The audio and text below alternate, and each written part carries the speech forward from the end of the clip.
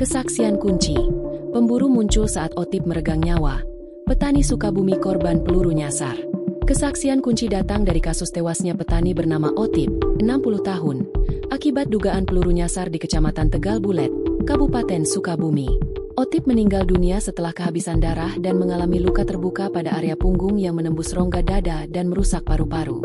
Otip adalah warga Kampung Cipancur, Desa Kademangan, Kecamatan Surade, Kabupaten Sukabumi.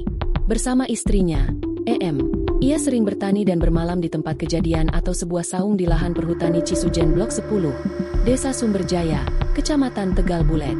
Selasa malam, 22 April 2025, Otip mengalami kejadian mengenaskan itu. Warga Desa Kademangan berinisial Y mengatakan pada malam itu, tepatnya sebelum pukul 23 WIB, sejumlah pemburu sempat berbincang dengan istri Otip. Mereka menanyakan posisi babi hutan dan kebiasaannya merusak tanaman singkong di sekitar wilayah tersebut. EM pun menunjuk lokasi yang dimaksud sambil mematahkan batang singkong. Tidak lama setelah itu, lanjut Y, terdengar suara tembakan dari arah ladang. EM yang masih terjaga menduga para pemburu berhasil menembak babi hutan yang diincarnya.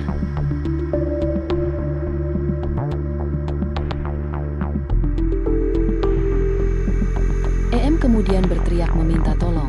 Dua petani yang sedang berada di saung terdekat, Sakim dan Ibrahim, dan masih memiliki hubungan keluarga dengan Otip, segera datang.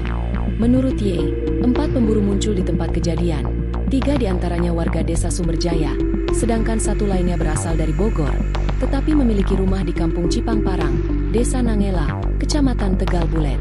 Orang tersebut diduga menjadi juru tembak dalam berburu. Di tempat kejadian muncul 4 orang pemburu, 3 merupakan warga dari Sumberjaya dan 1 lainnya berasal dari Bogor yang diketahui memiliki rumah di Kampung Cipangparang, Desa Nangela, yang menjadi juru tembaknya dalam berburu. Melihat kondisi korban berlumuran darah, pemburu itu pulang ke kampung melaporkan kejadian kepada polisi dan warga. Lalu dijemputlah korban pada Rabu, 23 April 2025, sekira pukul 3 WIB, ujar Y. 4 hingga 5 jam Otip dibiarkan di lokasi dengan luka yang dideritanya.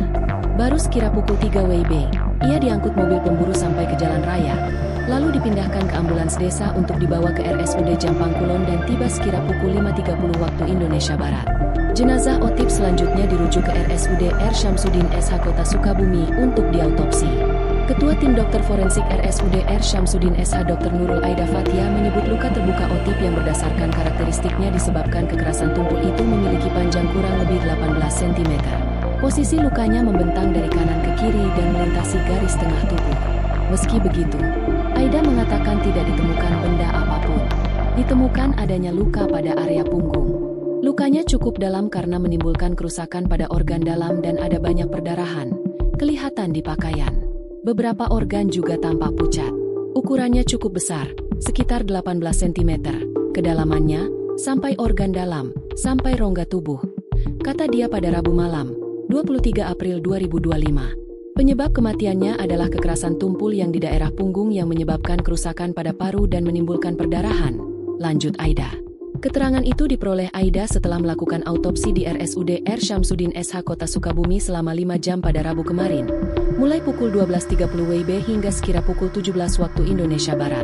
Adapun Otip diperkirakan meninggal 12 jam sebelum autopsi berlangsung.